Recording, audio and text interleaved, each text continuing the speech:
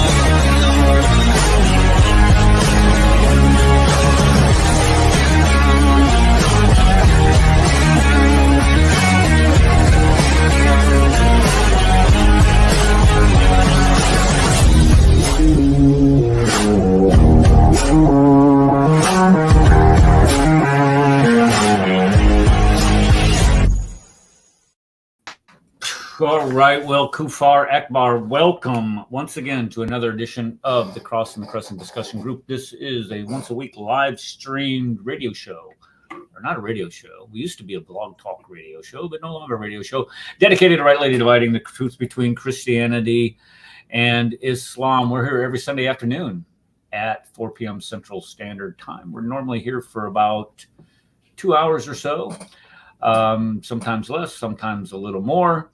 And we discuss all topics, Islam and Christianity. Today, we're going to be talking about some amazing things that Muslims will say. But before we do that, I got a couple admin things I just want to square away real quick. Number one, if you have not caught the picture for, what's that called? The intro slide or the intro picture for the YouTube video that you're all watching. I'm not exactly sure what you call it. Back up to that. And it's absolutely hilarious and fits perfectly with the title of the show. The show promo is what you're looking for the term. Okay, show promo. All right, the show promo on YouTube. The title of today's show, what did we name today's show? Does anybody know? It's the Swine. The Swine. Oh, yeah, there we go. That's right, because it's got swine on it. That's right. The Swine of the Dawahghandists kind, or of the Swine of the Dawah kind, or something along those lines. Because as what I normally do is when I wake up every morning, I get an email at like 1 o'clock in the morning from Robert Spencer over at Jihad Watch. And that's like the first email that I wake up in the morning to. And I'll go through his articles and, those that I think that we could use on the show, I'll forward to my personal email. Those that I don't, of course, I'll scan through them. And, of course, I read the news. But anyway, so what we're doing today is we're going through some of this swine-like behavior, swine-like statements that these people give. There's almost so much that you can really take of the abject hypocrisy and absolute demonically diseased hearts that a lot of these people have. And today is a case in point. We have a person, and I'm assuming he's from the great state of Texas. I might be wrong. Let me go over to Instagram here and see if he has responded to my Instagram message that I sent him, because he requested, hey, if you wanted additional information about Islam, sent me a message over on Instagram. So I did, and I sent him a link to today's show. So we'll see if he has enough courage to show up. But he goes by the handle, the Muslim Cowboy. I had never heard of this guy before. Evidently, he was on David. Am I right on this? Dr. Arabic.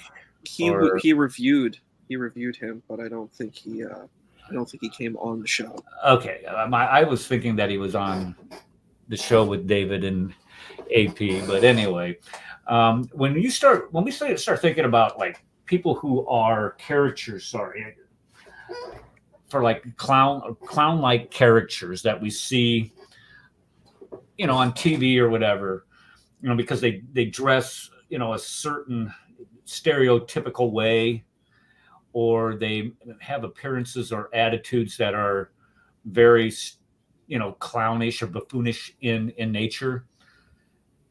That's this guy. He's a Muslim that parades himself in a cowboy hat. Now, there's nothing. I'm not besmirching people who wear cowboy hats at all. Of course not, because I have one. Well, I don't. It's really not a cowboy hat. It's more of like it's like an Aussie hat. People would wear down under. But anyway, whatever type of hat you want to wear, that's cool. But there's some types of hats. Let's face it. There's some types of hats that make you look like a clown. And unfortunately for this guy, he wants people to take him seriously, and evidently do. He has over 100,000 subscribers, for crying out loud. So evidently some people take him seriously. But after reviewing his video that he did, and we're going to go through it today, I would hope that you can't take him seriously, because what we're going to do is we're just going to,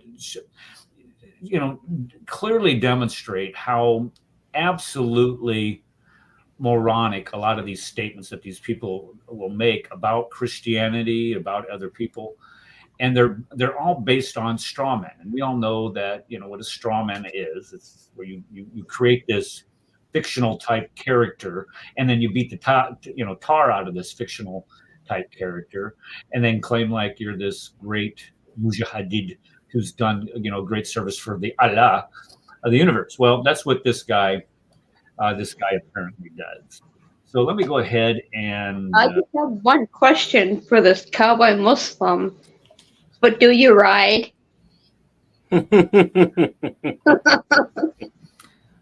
we don't know that. He doesn't mention that. Kind of hard to be a cowboy without riding, though. I'm just going to leave that alone. Because he already is, he already makes himself look buffoonish to begin with.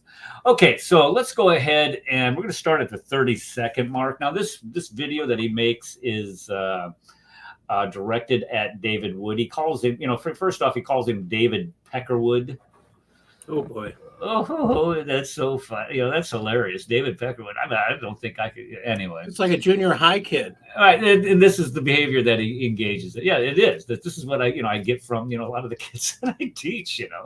And he calls he calls him a pussy or something. I mean, this is this is the typical type of behavior that you would expect from people of this faith. This is exactly what you would expect.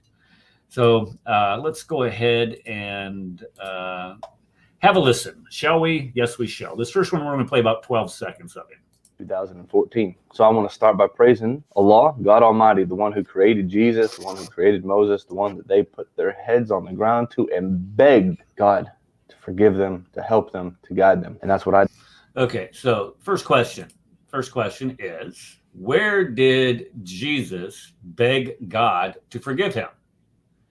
Where did Jesus put his head on the ground to pray to God? And I get it. Oh, wow, it was in the Garden of Gethsemane. Don't you see, you kafir? Don't you read your own Bible? And this is the type of clown-like arguments you get from people like this. Jesus, if he would just read the next verse, because it talks about Jesus falling to the ground, praying to God that this cup may be passed from him. But I've never noticed, not one of these asshats ever reading the verse when they mention it. Because in the verse, it actually records Jesus' prayer. And what are the first two words out of his mouth? Or first word out of his mouth? Father. Oh, wait a second. Wait. You're going to use this verse to say that Jesus prostrated. Look at Jesus is a Muslim. He prostrated himself to the ground, just like God did, or just like Muslims do. He must be a Muslim, don't you see? always forgetting, always neglecting, always taking verses out of context to prove a greater point or a subsequent point. And this is what the clown does. Okay, let's see here. Let's go to the next one. Next one, here we go. I did that day 10 years ago. So I want to thank you, Allah, for journey and for bringing me to the place where I can confidently stand behind my prophet. Every single thing that he did, because he was definitely a mercy to all of mankind. Okay, who can tell me why we would say that Muhammad was not a mercy to mankind? Is there any reason that we would think that? Because when we think of mankind, we think of all of humanity, do we not? If we're going to say that. So if he's going to call him Muhammad a mercy to mankind, well, I'm sure the Jews would have a problem with that. I mean, what, he had people killed if they had one little pubic hair for being male? The Banu Qurayza, very good. Yeah, Yes. I agree. Yeah, he killed all of the adult males, or what they considered adult, because they have a pubic hair. I mean, this is the how debased their thought process is that you are an adult, you are considered a man if you have a pubic hair. You are considered a woman ready to be married if you have a pubic hair. This is how sick people like this are.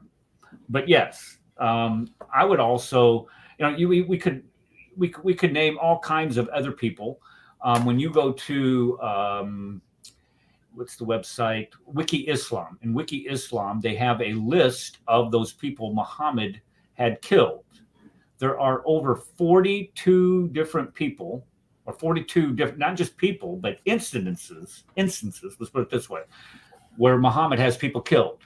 And what does he have them killed for? Does he have them being killed for waging war against Muhammad or against make sure you get what? Insults. Yes, exactly. Insults. He has people killed for having the temerity to second guess whether or not he's a prophet or not.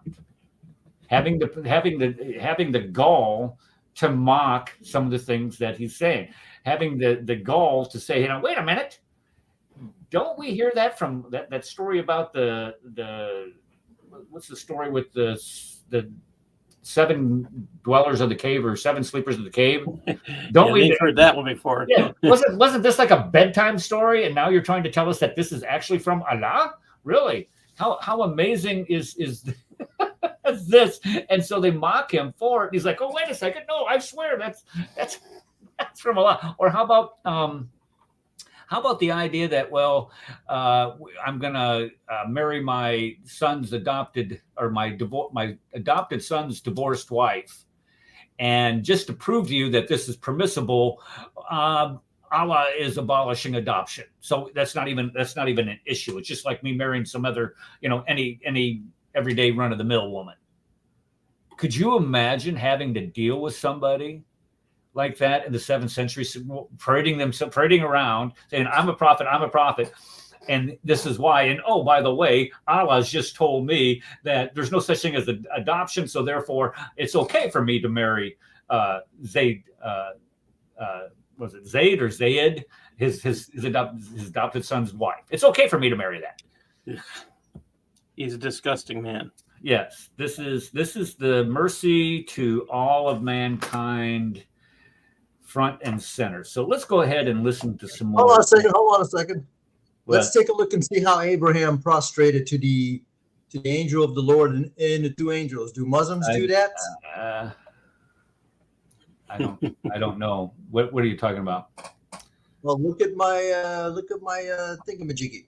Where are you? My screen. Oh yeah, there we are. Okay, so I was thinking that's Abraham prostrating to the 3 visitors that came to him. Do Muslims do that? No, not unless Muhammad's around and you're his wife. And Muslim, because Muslims don't prostrate like him. Yeah, there you go.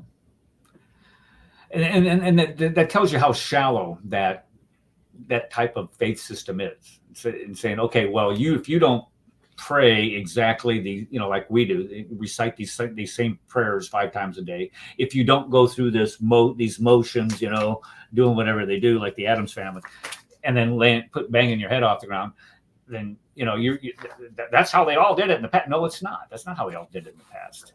It's absolutely ridiculous to think that there's some type of righteousness gained in that. Paul does a great job of going through these prayer. What are you doing, Kufarphobia, Mr. Doctor? What is this?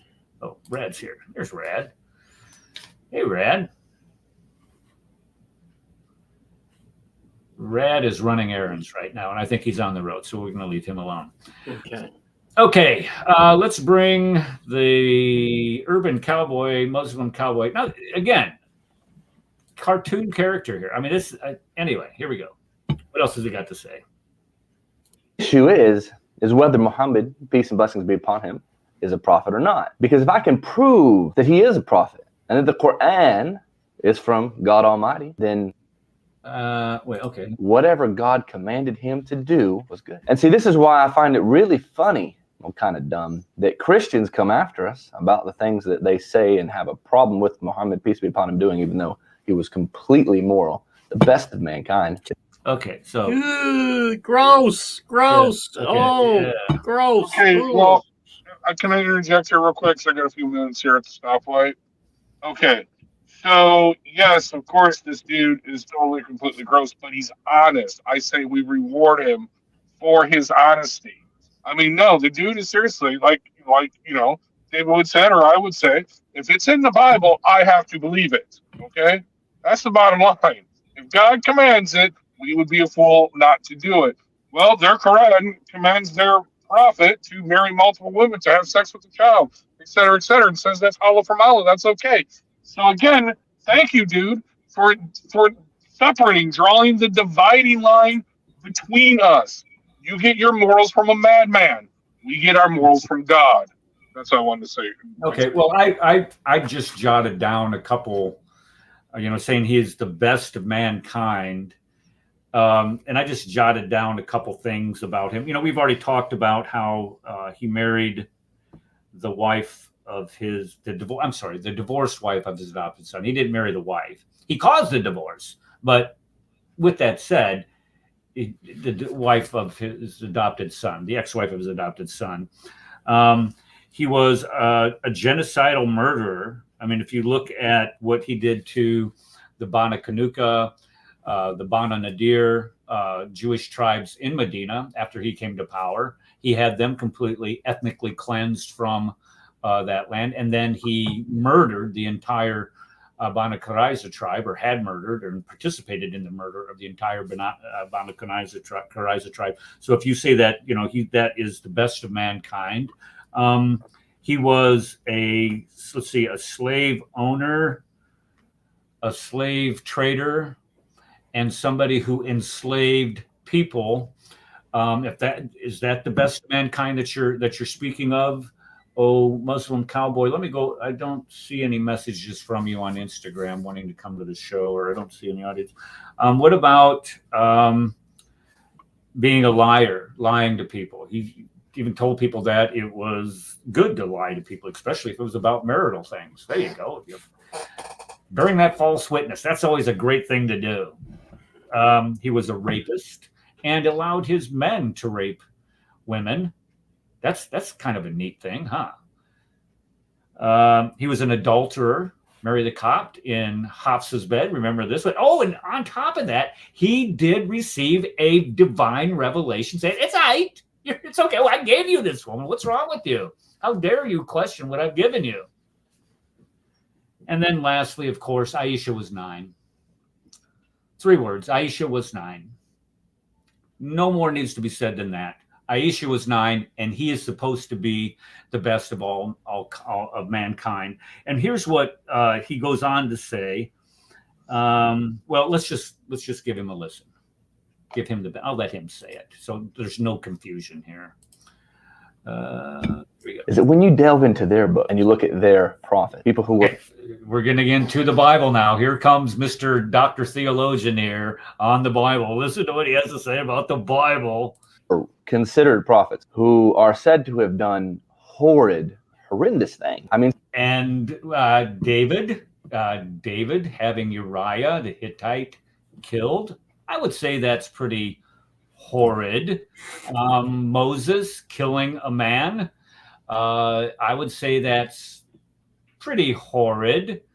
So we could go through and look at some of the things that the prophets in the Old Testament did. But here's the difference. Moron. Here's the difference. The difference is, wow, I didn't even look at the chat. Thank you, guys, everybody in chat for coming. I hadn't done that button. Thank you for coming. The difference is, here's the difference. He goes on to talk. Well, I'm getting ahead of myself. Let's just let him talk a little bit more here because, well, we need to hear what he has to say. In Solomon, peace be upon him, God had to come in the final revelation because people were making up stories about Solomon, and he defended him by saying, verily, it wasn't Solomon that disbelieved, because the Bible says that Solomon lusted after the daughters of Pharaoh and started worshiping their idols. The thing about that is that it's true. That's true.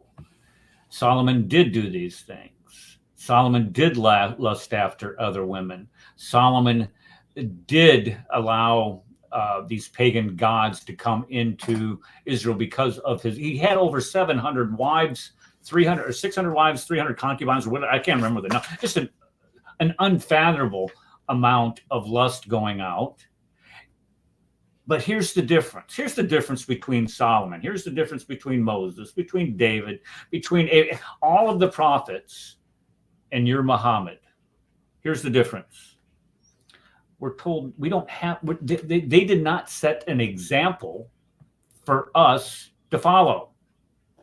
We do not follow the example of having men killed like David did with Uriah the Hittite because we sleep with his wife and get her pregnant. That's not an example to follow. Muslims are dumb enough to think that Lot was actually a prophet, and they say, oh, look at Lot.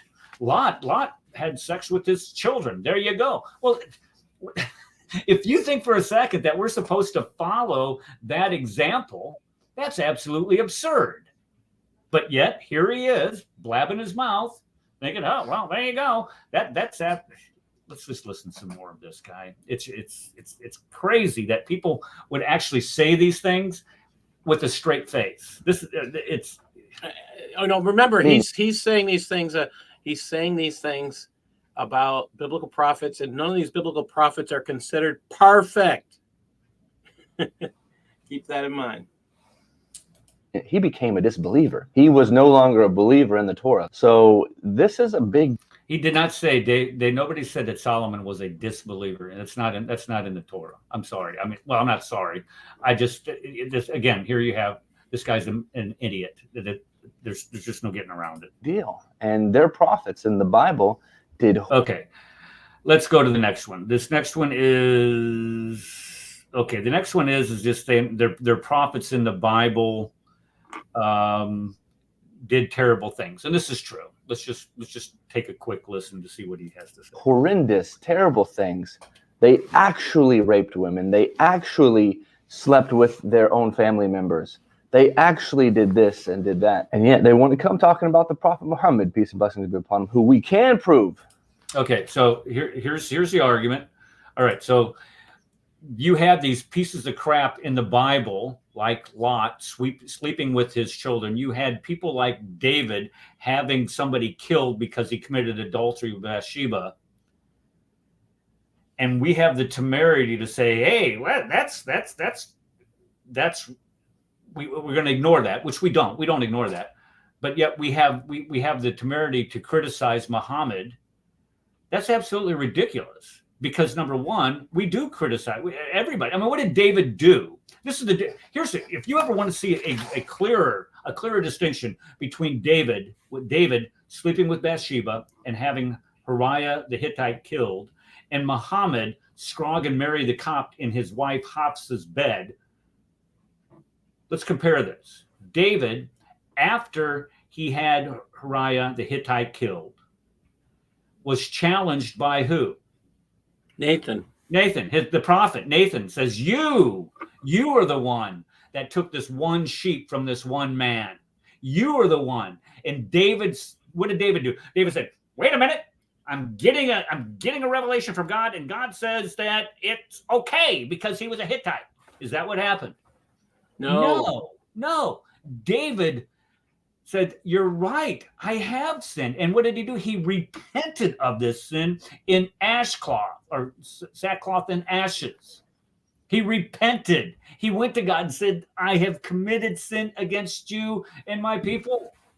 He admitted it. Amen. And also notice, we Christians and Jews do not say that David doing this means we can do it to Hittite and taking their wives. Absolutely. We don't follow his sunnah. Exactly. And that's the point. But that's what this clown wants you to think. Yeah. So when he criticizes the bad behavior of our prophets or our legends or our, or just people mentioned in the Bible, okay, we condemn that. The Bible condemns that. God condemns it, right? Okay. But when we point out the very same things that his prophet does, he praises it, celebrates it, and calls it the best of mankind. Right. Yep. Well, and he says that is perfection. Yeah. Let's compare. Let's just show the comparison on what happens here, because we see that what does David do? David repents in sackcloth and ashes. He gets on his knees. He probably even prostrated his face and banged his face off of the ground, begging God for forgiveness. Who knows? It doesn't say that, but it just very well may be. But what does Muhammad do? Muhammad's caught. Oh, no, it's okay. Allah gave me a divine revelation. I'm allowed to do that. Yeah, Muhammad gets a divine revelation saying, look, because what does he do? He gets caught by Hafsa and he says, oh, I was wrong. I promise I should not have done this. I'm never going to do this again. I promise, I swear to you. But what does he get? He gets a divine revelation from God. He doesn't go to God repenting in sackcloth of ashes. He apologizes to his wife, but then he repents to his wife, but then he gets a revelation from this sock puppet God that he has. And we know that the Quran is true. We can show that Muhammad's a prophet. Don't you see? Actually, Eric, he didn't repent to his wives. He actually threatened to divorce them all. After the fact of that. After the fact. Yeah. And then he got the revelation from Allah saying, oh, no, it's a beautiful thing. And then he condemned his wives for telling him that this was a bad thing. And this is the guy, he calls this the best of mankind. I'm sorry, I tagged him in the post. Have you posted his Twitter feed? The screenshots I did? I posted the FBI. I said, FBI, you might want to look at this guy. Because he was literally saying that at 9, a woman is when a woman becomes a woman. And age ain't nothing but a number. Where do we hear that from? That singer from Chicago that is now serving time. That idea. Yeah, no, he literally says that age ain't nothing but a number. Huh? Maybe those two guys know each other. I'm sure they'll probably be in prison. Sharing things. I'm hoping they're not sharing things. Okay. All right. Where was I? What was I saying? Saying that, okay, we were talking about comparing the two. Okay, so we got the comparison of David repenting and Muhammad getting a divine revelation. It's sick what these two did. Okay, let's go to this next clip here. Let me bring it up. Here we go.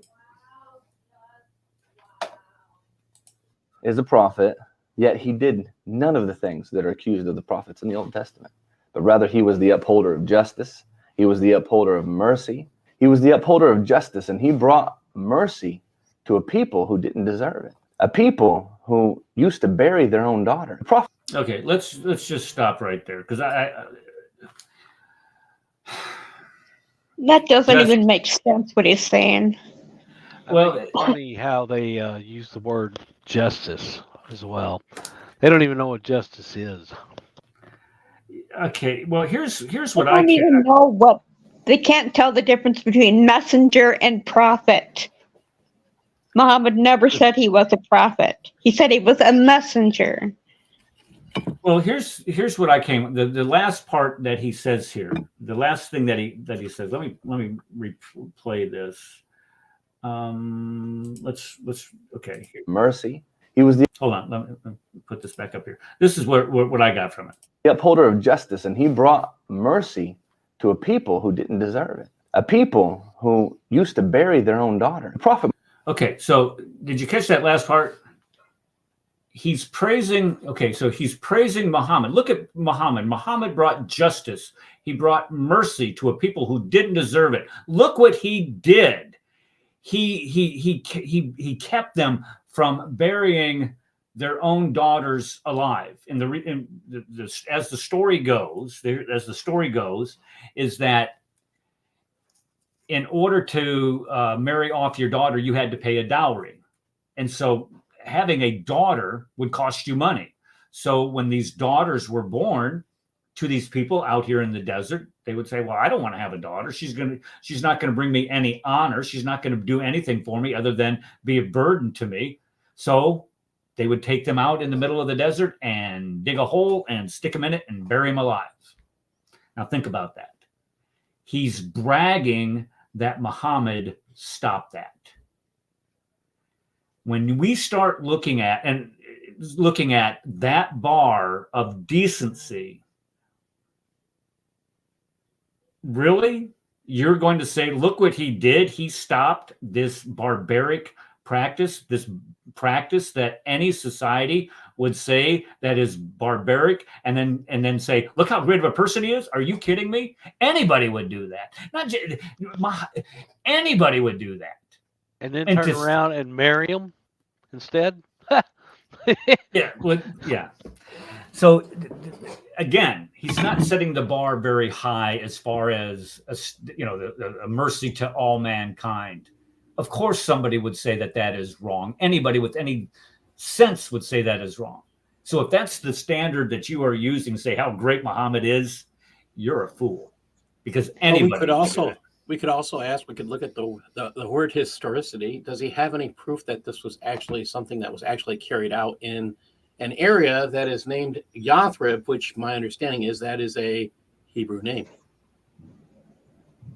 Well, Yathrib. Yeah, well, that's what Yathrib was, where you had the Jewish settlement. Right, the three Jewish tribes. So again, if you have a Jewish settlement there, where is his proof that this is actually being done? Because if it's a Jewish area, that's not being done.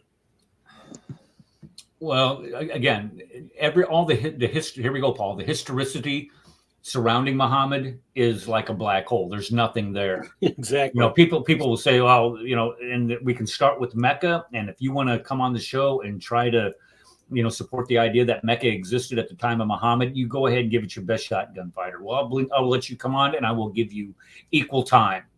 I double dog dare you. If you watch the show, you come on the show, you just send me an email and I will bring you on anytime and we will have that discussion. All right. Let's go to this next one. It is at 2:53. I think this cowboy's too scared to debate you, Eric. I just don't think he has the guts. I'm not much of a debater. I'm more of just a presenter. I just kind of focus on facts. Debating, you got to be able to think on your feet, come up with facts. I don't know that he can do that. He reads a script well, but I don't know that he can do that. Well, he may have. I don't know. Well, anyway, let's get back to this here. All right. But Muhammad, peace and blessings be upon him, had character like none other. And this is attested to by his own wives, his own family. If he had harmed anybody, if he was some kind of psychopath, then of a surety after he died, all of the people who were happy to be free of him, would they not have come out afterwards saying, well, you know what, he was actually like this. And look, we have this today all over the place. When people get locked up, they die, comes out all of the stuff they used to do, all of this, their dirty laundry gets aired. Yet after he died, peace and blessings be upon him, what do we see? We see people talking nothing but the best praise about the best of mankind. Okay. It's kind of hard to do when you're dead and your head's chopped off and you're buried with 900 other people in a day, right? Well, you notice it's against the law. It's against the Sharia in order to. What does that say? Hold on. I'm sorry. I'm going to have to get my pigs off the shelf here. Hold on. But if you notice in the Sharia, it is actually illegal to criticize Muhammad. But that's not the point that I was going to focus on. The point that I was going to focus on is, notice he says, well, we don't have anything that anybody writing anything that's derogatory against Muhammad. And I think you hit the nail on the head with that. Is that okay? Well, if you did, you get your head cut off. But the point that I was going to make is that how many hadith did Sahih, or how many hadith did Bukhari have originally that he had to go through? Here's the other thing. This is basically a straw man argument on his part. I want to see the manuscripts of the Quran from Muhammad's time. I want to see Uthman's time. You're not going to find them. They don't exist. So this is a straw man argument coming from him, because there's nothing, even from Uthman's time, that they have. Nothing. Actually, if I could just interject here, the man is completely ignorant of Islamic history, because he said after Muhammad died, this is the time when people would either say bad things about him, whatever. He's forgetting what is called the wars of compulsion. When most of the tribes, Ridda Wars. Well, Ridda Wars, I think were after it. This is called the Wars of Compulsion, where everybody left Islam because they were like, that's the Ridda Wars. I thought the Ridda Wars were with what's his name? With Abu Bakr. Oh, no, Ridda is Abu Bakr. Okay. Well, either way, they had to go to exactly war. what you're talking about, man. Yeah, they had to go to war to keep them in the Islamic faith, because they said, okay, just like everybody else, yeah, true, we surrendered to a warlord, we accepted his religion. Now that he's dead, our oath was to him, and that's that. We're done with you morons, and we're gonna go live our lives the way we want to in the desert, eating lizards because it's fun. But no, Abu Bakr had other ideas. So yeah, so he's completely wrong and they're completely ignorant of Islamic history. But anyway, I'm sorry. Go ahead. The point that I was trying to make is that when he says that we don't have anything written down, that is derogatory. All the wives, say, okay, number one, we do have all kinds of things that are pretty derogatory about this scumbag. When you have people writing that you slept with a 9-year-old girl and you were 53 years old, your standard of nothing bad is pretty shallow, if you ask me. Aisha said, I was 9 and I stayed with him for 9 years until his death. So we have that, but that's not the point I want to make here. The point I want to make here is how many hadith was Bukhari given? And he was given in excess of 600,000 hadith. And Bukhari went through there and he edited it down to 7,000. So when he says, where's the writing? Well, right there with Bukhari. Bukhari chopped them up and threw them away and burned them. No, he didn't. When did Bukhari live? 200 years, 240 years after the death of Muhammad. Yeah. So no witnesses. He wasn't. He was not. Yeah, no witnesses. So the bottom line is, you're absolutely right. The bottom line is that there were things that were written down, but we don't know because they were destroyed, because Bukhari said that these aren't authentic or these are not what they should. So if his argument is that nobody wrote anything derogatory Muhammad, yes, they did. It's all over the place. But even with that, they still didn't filter out all the bad, even after going from 600,000 down to 7,000, they still didn't filter out all the others. This is how huge of a scumbag this guy was. They still couldn't get around the idea that he married his adopted son's wife. They couldn't get around the idea that he slept with a 9-year-old girl because he's a pedophile. They couldn't get around the idea that he had an entire Jewish tribe murdered. He couldn't get around the idea that he had all these people murdered for criticizing him. So, and you're going to sit here and say, well, nobody wrote anything about it. You're an idiot. You are a flippin' idiot. And I'm trying to figure out where Bukhari got the authority to filter out all of these excess hadith. It's the science of the hadith. Yeah, that's right. Exactly what it is. The science. Yeah, I'd like to know that formula. Somebody please send me that formula, please. It's in the hadith. Don't you believe in science? Just follow the science. Yeah. Listen to the expert. Oh, I know the song. She blinded me with science. Okay. So when we also said about, why don't we have anybody criticizing him? It says right here on page 597 right here of reliance of the traveler. This is the Sharia, the Islamic law.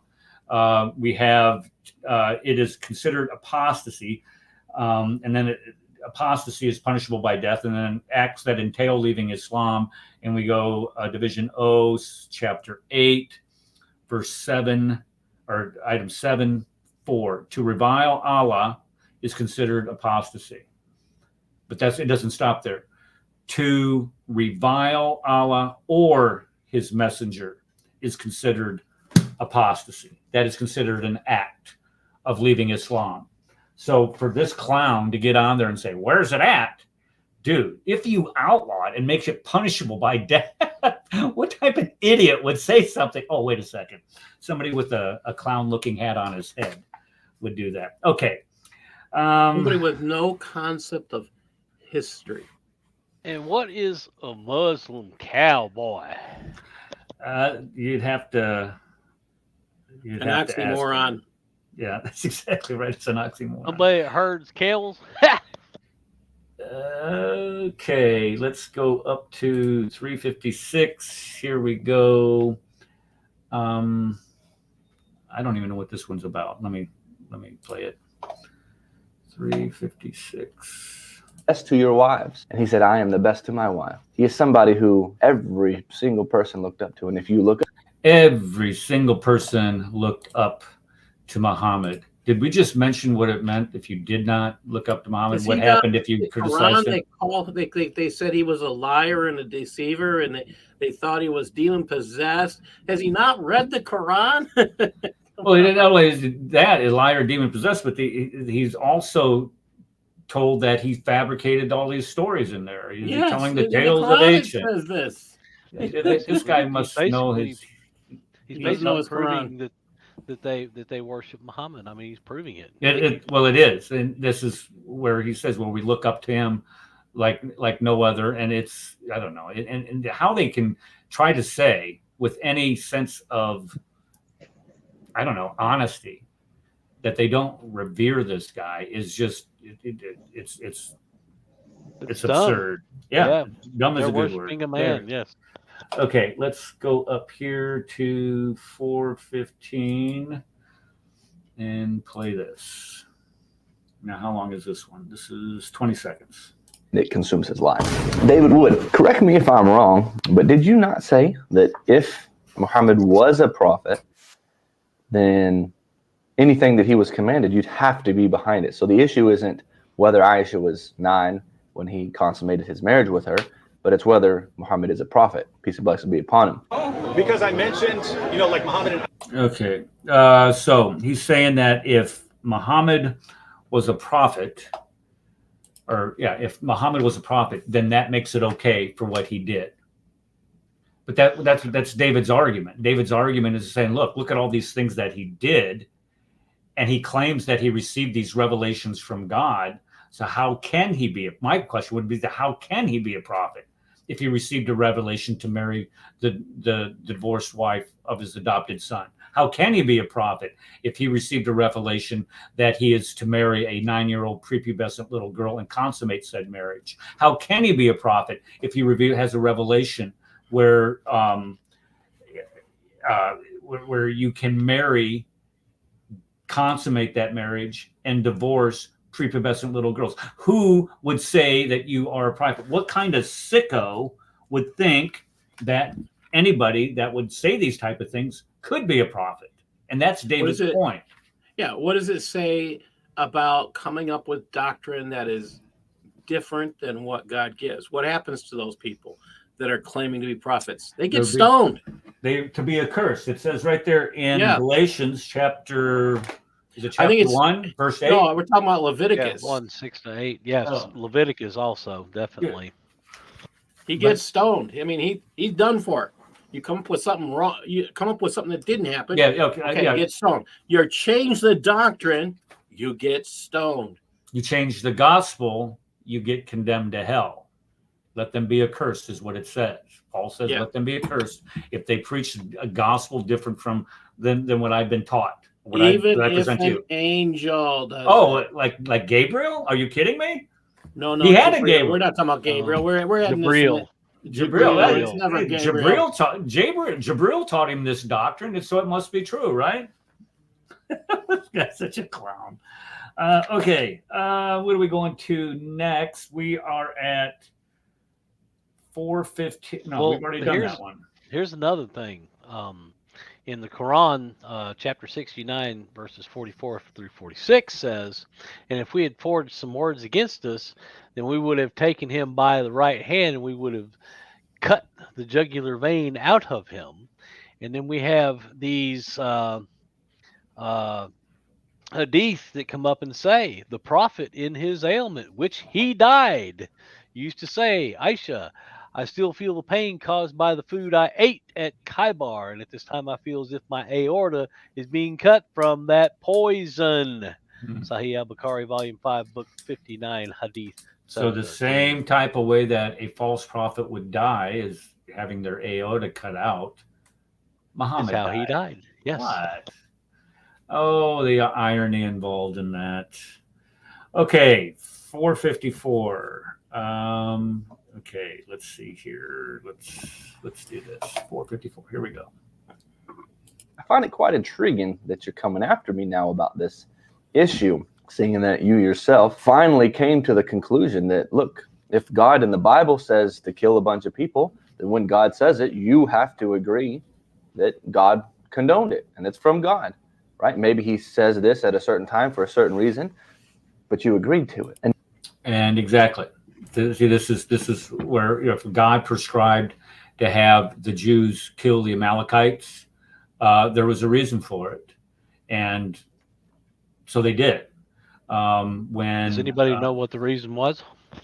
Because the Amalekites had tormented the Jews since the time that they crossed over from the Red Sea. The Amalekite, and also they were sacrificing their children. They were having their children to Baal. Right, so, yeah. They were sacrificing their children on red hot molten, idols. I mean, come on. So it's a bad thing to do that. But this clown is thinking that going out and killing people like that is somehow supposed to be the sunnah that we should follow, and it's not. These things are purposely prescribed in the Old Testament for a certain place and a certain time for God's people. This guy cannot get it through his head. That you don't have to continue to do this for time immemorial. If he could get it through his head that it's not okay in 2021 for 53-year-old men to crawl on top of 9-year-old prepubescent little girls, then maybe we could have a conversation with this guy. But since he seems to think that's okay, we have to call him out and say, look, you are a demonically inspired scumbag wearing a stupid hat. Let's go to the next one. Ain't no cowboy. The cowboy. What is that song? I want to be your cowboy. You want to be my cowgirl or something like that? I think he wants to be an oxymoron. That's sad. Okay, here we go. Actually, wait. I'm working on the sound clip for this guy. The background intro music, because I think we're going to be having a lot of fun with this guy. But I do disagree with you. We should have a conversation with this guy because he is a good Muslim. He is actually accurately representing his faith. And the way to expose Islam is to let the true Muslims talk.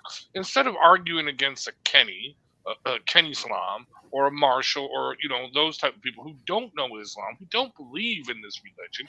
The only reason they like it is because they think it's anti-white and anti-American, and they feel themselves the oppressed now.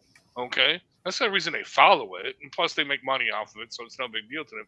This guy is a true believer, and no, I love talking to true believers. I mean, all you gotta do is sit back there and just say, yeah, okay, that's what you believe. I don't think he's a true believer because he's still got his mustache. Good point. But anyway, I'm working on the song. Okay, so are you saying that you can have a substantive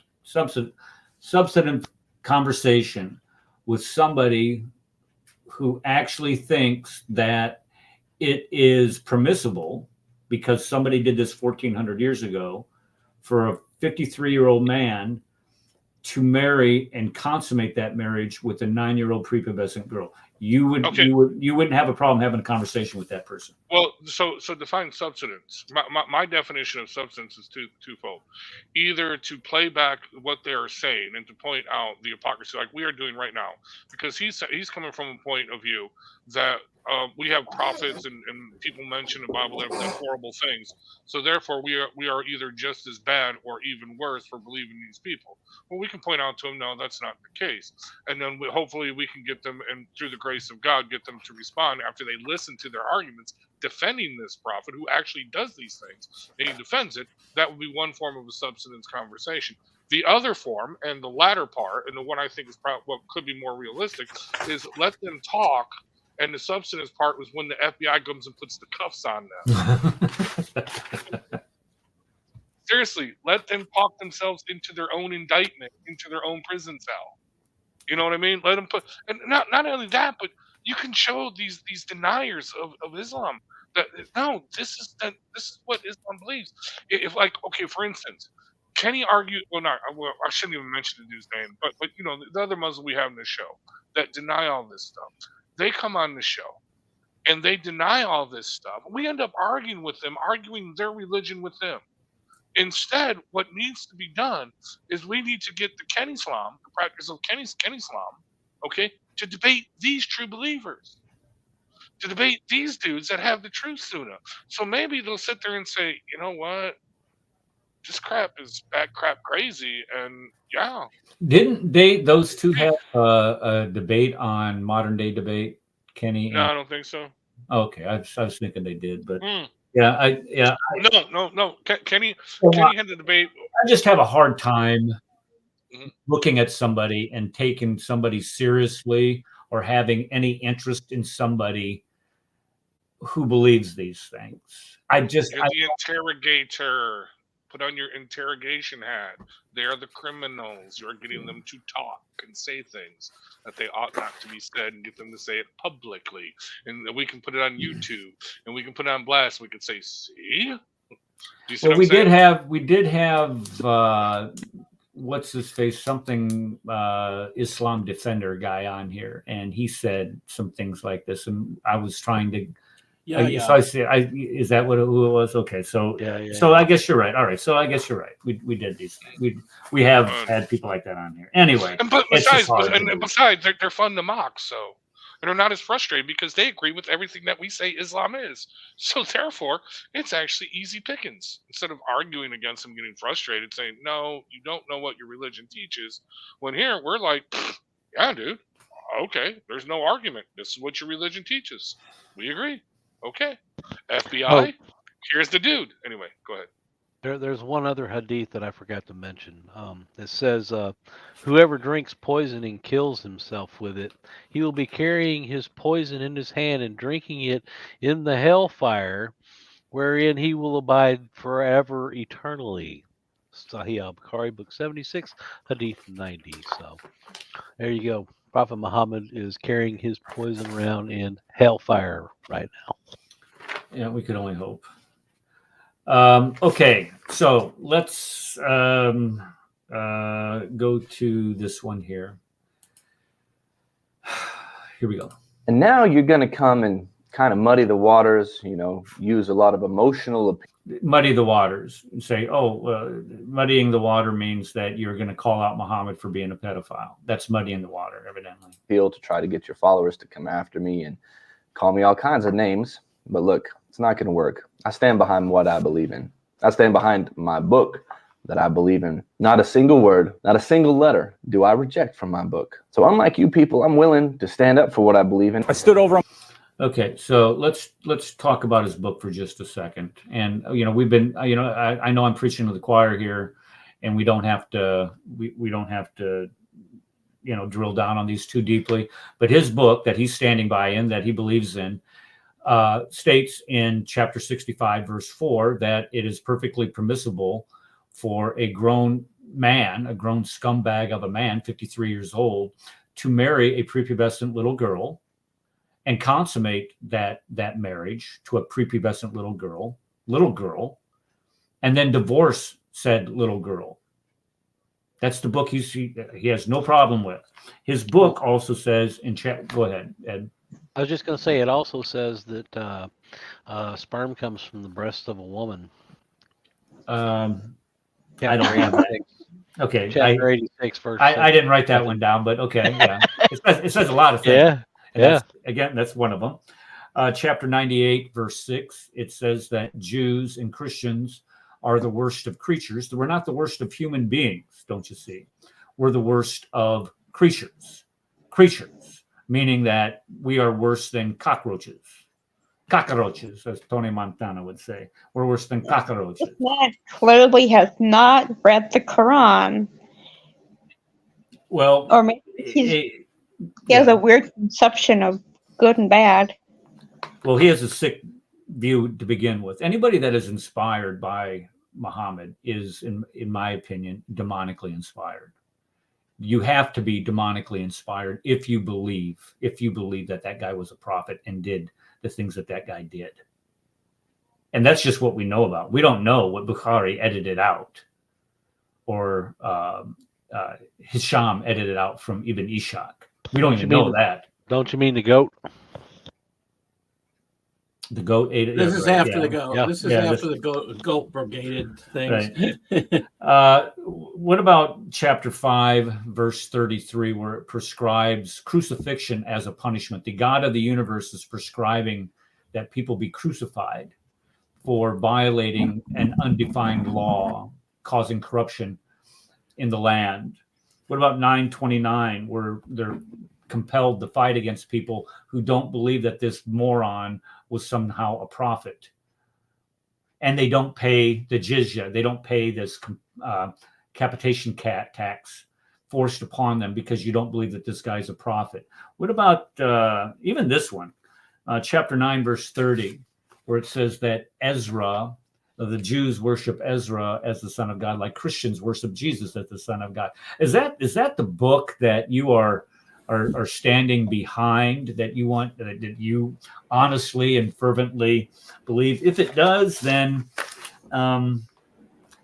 maybe they ought to call you the Muslim retard and not the cowboy. You can wear whatever you have on your head. I don't care. But that's just absolute stupidity if you believe those things. All right. I mean, there's no Jew, there's no Christian who would believe that insanity. It just tells you the lack of intelligence that Momo had, or I should say Cotham. Well, and I agree 100% with that, Paul. We had that self-proclaimed imam out of Houston on our show one time, and I've talked about this a couple times, where he actually is challenged on Ezra, or on Quran 530, and Ezra being worshipped by the Jews. And as I can't remember who he was having a conversation with, and I said, "Well, Kenny, give me a second, and you keep on talking. I'll go ahead and I'll find out who this Jewish tribe was." And he's like, "Yeah, you go ahead and do that, and then let me know." Well, I know darn good and well there isn't any Jewish tribe that ever thought that Ezra is the son of God, worshipped Ezra as the son of God, as Christians worship the son of God, like his Allah in the Quran says so. So this, again, when he starts going, I believe every word of it, I believe every letter of it. Okay, then you're an idiot. I mean, if you're going to say that you believe all these things, you are a pathetic, flippant idiot, and you can't fix that kind of stupid. All right. No, that's why I say it's supernatural. That's why I say it's supernatural. Oh wait, you're going to play one of the guys? Hold on, let me play the intro here. Here we go.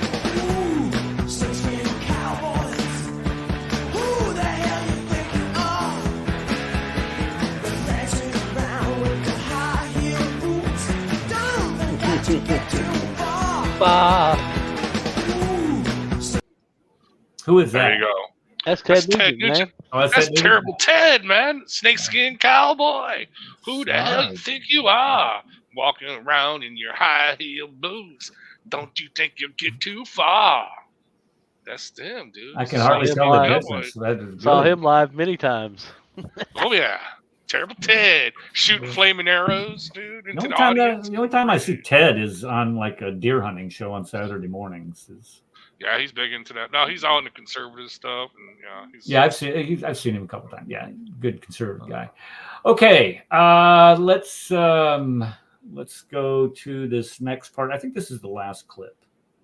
Let's hope so, because We spent a whole hour on this clown. All right, here we go. Whoops, wrong one.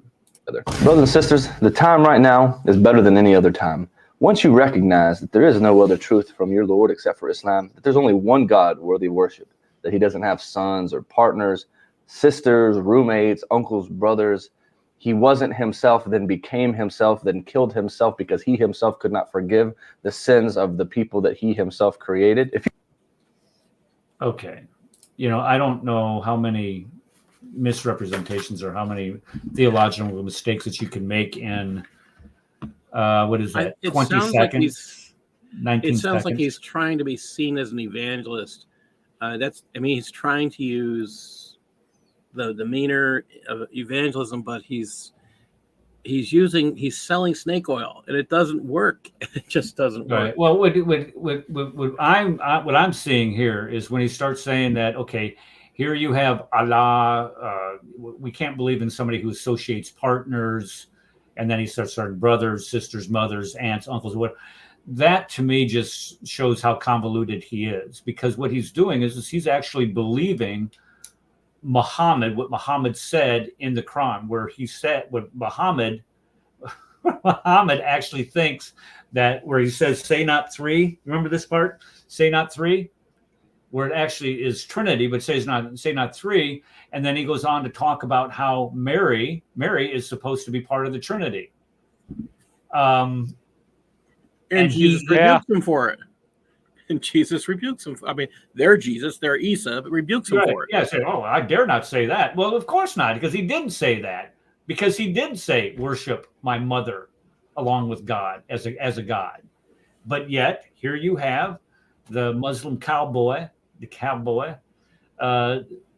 saying that that's what, we don't believe this. Well, I hope you don't believe that.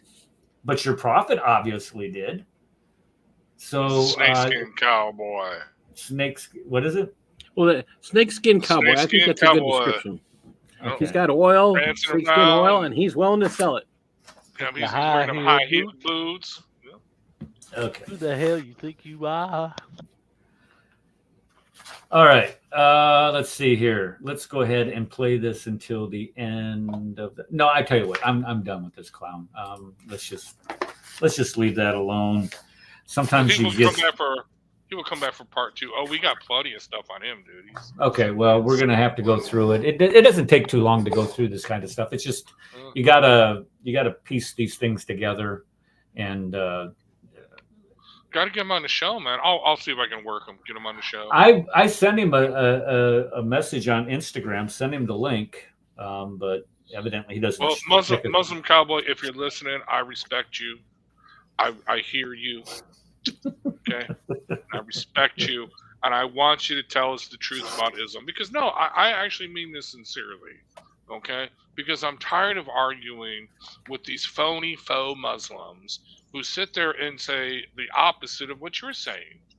And it is really, seriously, either you believe a thing or you don't believe a thing.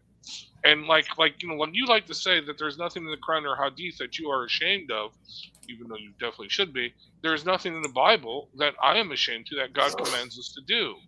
Now, are there things that our prophets have done that I would be like, dude, you need to go? But at the same time, what does God do? He forgives them because they are repentant. And that's the thing. See here, let me stress it to you another way, people. Okay?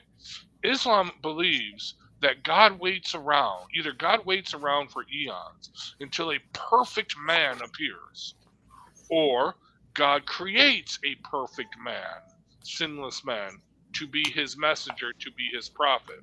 So that way, okay, no matter what he does, it is now codified as Allah from Allah. Okay? Even though there is no perfect man except for Christ. Are you following me? Right? Okay? So now what you have is this total confrontation of logic. Okay? So if God has to wait around, or God has to create a perfect man, okay, to be his messenger, and that includes all the prophets, then what hope is there for you? What hope is there for you? Do you see what I'm saying? In other words, in other words, our God, he does not wait around, or he does not create a perfect man except for Christ Jesus, who is God incarnate, the God man, not the man God, but God who became man. He created him specifically for this purpose, to bear the sins of the many, to bear the sins of his people, to die on the cross as an expiation for our sins. Okay? Right? Yep. Whereas you have, you've got a man who is a sinful man that cannot be an expiation for your sins, that you follow and think is the perfect man. We don't have such a problem. This is a foolish concept. This is a concept that will doom you to eternal hell if you follow this man and not the true, perfect God man, the incarnation known as Jesus Christ, who died on the cross for your sins. And that's all I wanted to say. Sorry to preach. But I was just going to say, and Muslims don't tell us that Allah can do anything that he wants to do. No, he can't.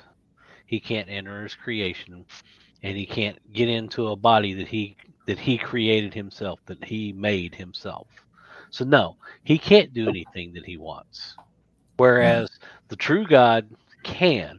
He can create all of creation, and if he wants to, he can get inside of his creation. Just like when we build a car, we can get inside it and drive it. God can do the same thing. What makes us more powerful than God? We can make a car and get in and drive it, but God can create the universe and can't get in it and drive it? Are you kidding me? well, funny note on this. I agree with you absolutely 100%. But funny note on this. There's a debate with Shadid Lewis and I think David Wood, and Shadid Lewis actually says in the debate that of course God can do anything he wants. He can come and fornicate right now with a woman on the streets, and he could do that if he wants. That would be perfectly okay. All right, here's the funny part on this. Everybody was shocked, including the Muslims. He was confronted on it on Pal Talk, and we were all, even the Muslims, like, how dare you say such a thing? God cannot fornicate with a woman on the street, right? And he said, no. Notice I said God. I didn't say Allah. Well, what's the difference? Exactly. Yeah. The point is they play this linguistic game. Well, I didn't say Allah. Or I insulted your Jesus, not Isa, or you know what I mean? They just play this stupid game. Anyway, I'm sorry, but let's get back to the regularly programmed show and not the. All right, I got a video clip here. Let's see which one comes up. Let's go ahead and play this. Man is denying that Jewish women were raped, that his family were murdered and butchered by these ham-hocked dogs. Prove it. I'll show you now. Yeah. What evidence? Do you want to see them actually getting raped? Is that what you want to watch? Do you want to watch Jewish women getting raped? Is that what you're asking for? Is that what you're asking for? I've met the survivors. Show me that. Show me Jewish women. What evidence do you want? What evidence would you accept? Would you accept testimony? No. Would you? No. So you would not trust a woman that says they've been raped? No, I wouldn't. Not a Zionist. Not a Jewish woman. You heard that head. This. Okay, so this is just, I have, like I said, I have all kinds of clips of these vile pieces of garbage saying these things. Play them. We got to show them. That's the whole point of the show. What's the name of the show? What's the name of the show? The name of the show is, I forgot. You named it. The Swine of the Dawah kind. There we go. Swine of the Dawah kind. Yeah. Swine of the Dawah kind. And we were praising you for bringing us that. Brad, just as an aside, we were praising you for bringing us that picture for the show promo that with the pigs. Dude, I don't know where. Dude, it was Providence, because it was either on it was on Twitter or it was on. I don't know where I got it. I mean, I just saw that. I'm like, this is after we discussed the show Swine of the Dawah kind, episode 1. We hope to have more episodes. Right. Yeah. Interested in it, please, if you're interested, comment, say you want to discuss more of the Swine of the Dawah kind, because no, I think this is where it's at. We got to really go after these guys and show what they actually really teach. Okay, not the fake Muslims, not the ones that are like low hanging fruit that are like, yeah, we can mock them, we can laugh at them, saying you're a 40-year-old walking sperm, or that you've read all of Dr. Moore's book, or you know what I'm saying? Okay, yeah, we can mock them. Okay, yeah, that's fun to a point. But I think we need to go after these guys that are really preaching this and really believe this. And dude, these are the ones that are teaching little terrorists. These are the ones that are teaching little child molesters. These are the ones that are seriously out there. And we got to bring them out there and definitely say, hey, Mr. FBI man, you might want to look at this dude's computer. I'm just saying. You know what I mean? All right. Well, let's share this then. Here's one of them right here. Let's go ahead and play this. Can you guys see that? Why isn't this playing? Come on. It's always the case. Sorry. Oh, this guy. Have we played this one before? No, I don't think so. But no, you shared it. I was going through this, and this guy's Wisconsin. Wait, hold on. We got to get some background, right? He's Wisconsin. Yeah, this is in the United States. This dude is like north of me. Seriously. Madison, Wisconsin. Madison, Wisconsin is a college town.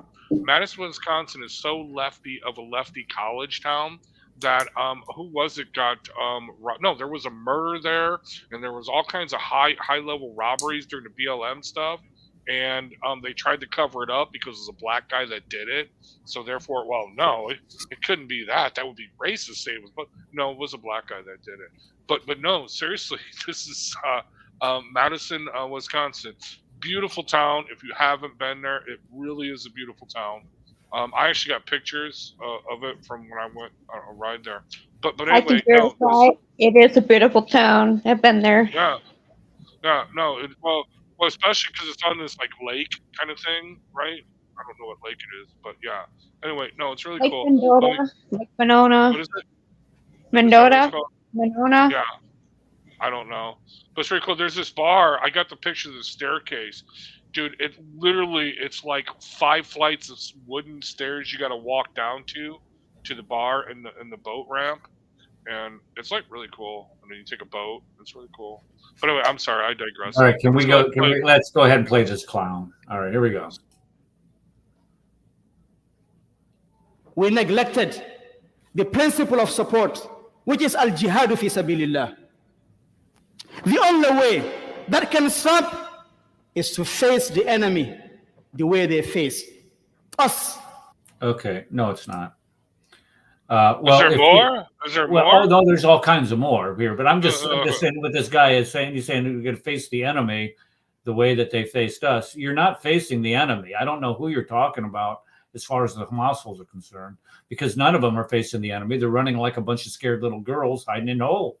If they truly wanted to get out and fight, they wouldn't be hiding behind their women and children. So I don't know who this guy's talking about. Let's go on.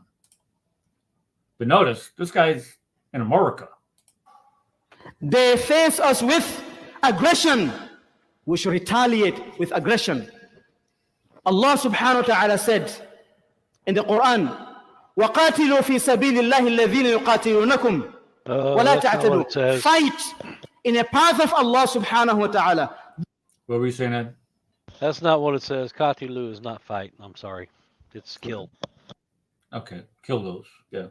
And what when we look at what this guy is saying, he's fighting the path. You can fight anybody, and we've noted. You look all through history. What does he say? He says, "Fight those." Hold on, let me go back here. Let me go back. I want to make sure I don't misquote this clown. Fight in the path of Allah those who fight against you.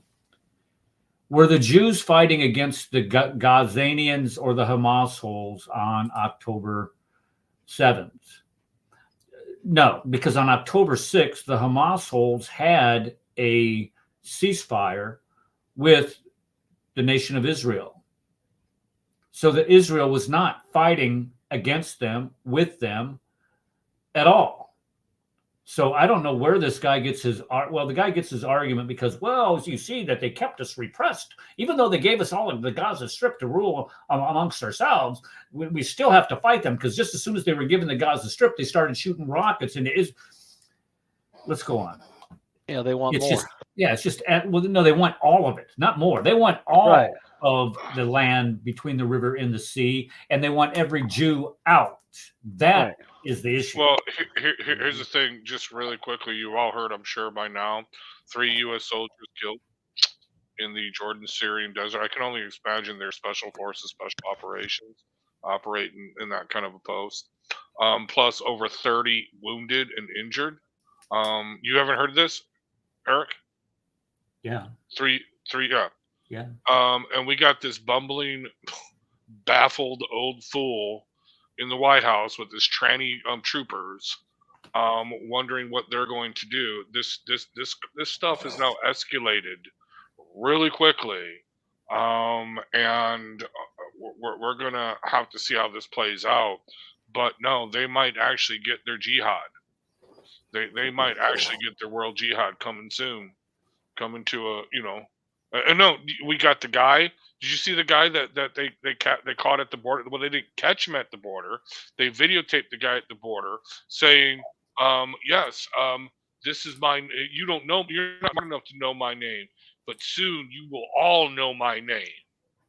Now that could be, he could be saying, I'm gonna make myself $1 billion and you all know my name. But no, that's not what he's saying. The dude is he did a 12-year stint in Uzbekistan or Abujan, because he's part of an Islamic resistance movement that their government decided to put in prison for over a decade. And he just got out. He's now in our country. And nobody seems to know where the hell he is. Yeah, this stuff is coming at us hard and it's coming at us fast. Anyway, Eric, what happened to Eric? Did he leave us? No, I'm here. I'm sorry. No, I didn't mean to bring up that pain, but I'm just telling you. No, I just this stuff is coming hard, and it's I coming don't want fast. to. I'm not going to talk All about right, it. all right, brother. I'm sorry, brother. No, it's all right. All right. Let me show this here. This is who you're talking about. This is who you're talking about. Let me show. I got it right here. Right here. Okay. No sound, dude. No sound. No Okay. sound. All right. Let's go back. Sorry, loser. This is First Responder Media that put this out, and he put it out. They put this guy out the first day, and they didn't know who he was. The second day, First Responder Media put out who he was, and that's what people need to pay attention to. It's this video that made them scared, made them wonder who he really was. Okay, I got the Wheel of Death now. Has anybody found out? I haven't, dude. The first repeat that particular, he the next day, First Responder Media revealed who he was. Did you guys hear that? Yeah, we can hear it now. Go ahead. Okay. Play it. Smart enough, you will know who I am. But you are really not smart enough to know who I am. But soon you're gonna know who I am. Very easy. Wow, very easy. The entitlement.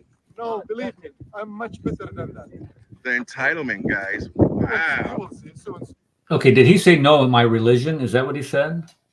Hold on, let me replay that. Oh, that's interesting. I didn't hear that, but go ahead.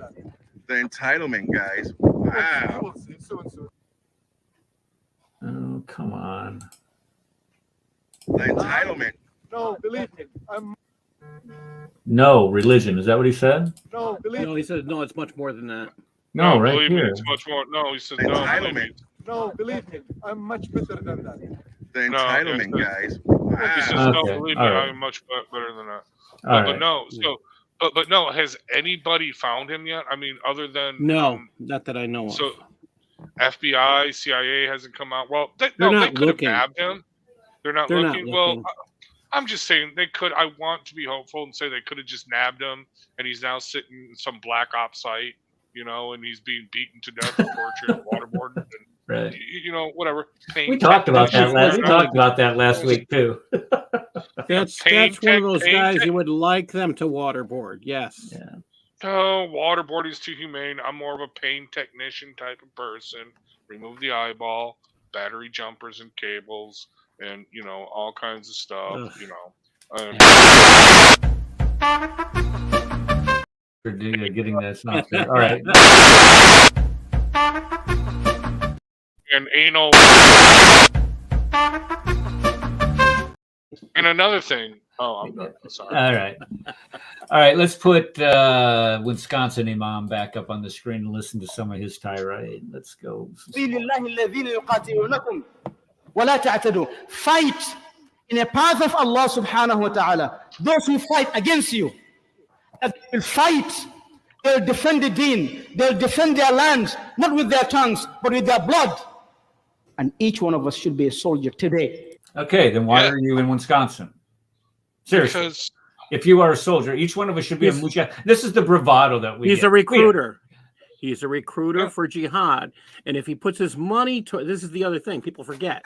They can just send their money and they get the same benefits as the jihadis. So the they're question sacrificing is their wealth. Well, is in their he mind, taking wealth and sending it to Hamas. I mean, this is the stuff that needs to be asked when you have these jihadis. I don't know if you saw the new one, Eric. It's called Sermons by California Imams on the October 7th attack. I'll put the link in the private if you want that one. Yeah, go ahead. And can you email it? Well, send it to me via Skype. Okay. If you can, and then I'll queue it up for next week. Okay. Again, think about this. He is fighting. No, the jihad they're going to fight is here. It is now.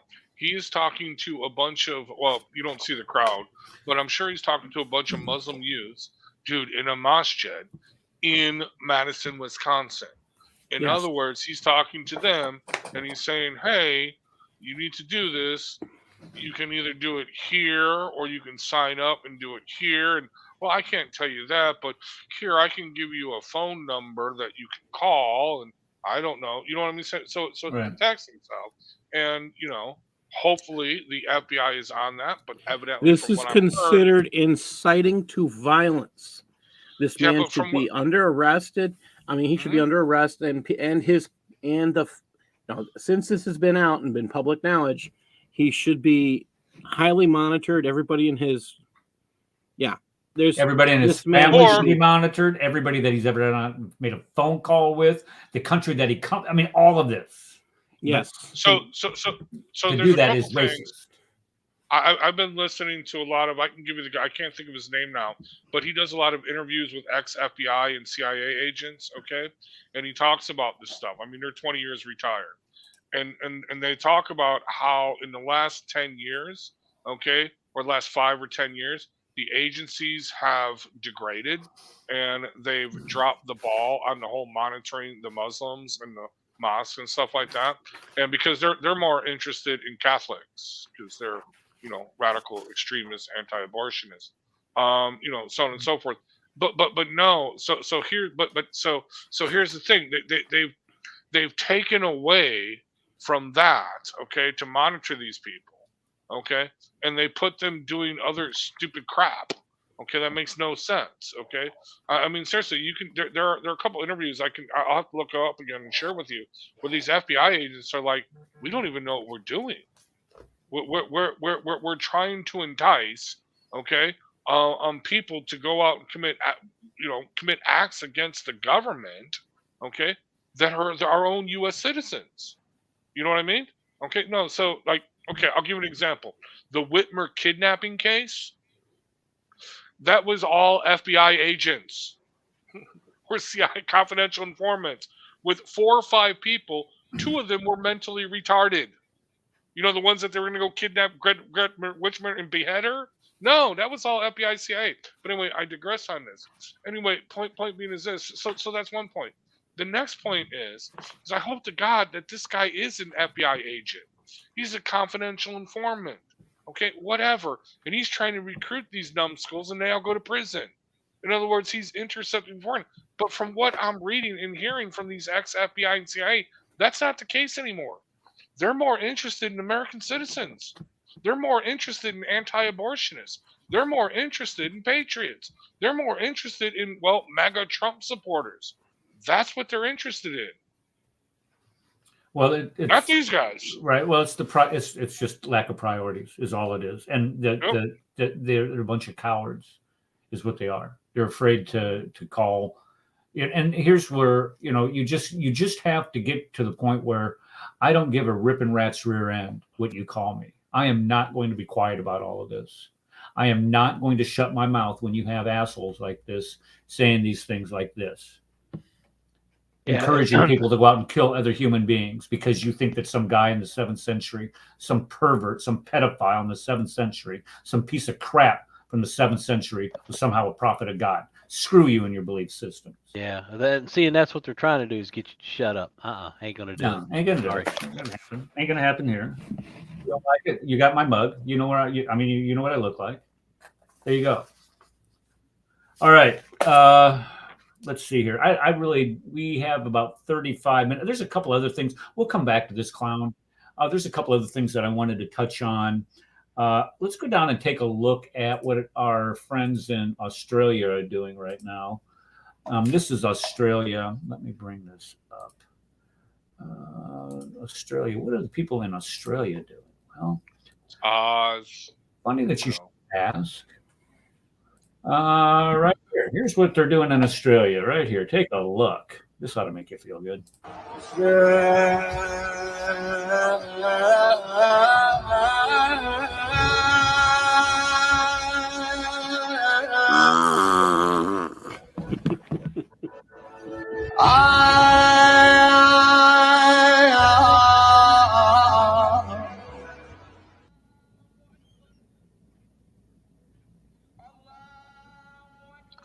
When was this taken? And why this is Australia? Why are they wearing winter coats? It must have been. Let's see. If fed up immigration in Britain, you can always escape to Australia. This is Australia, is what it says.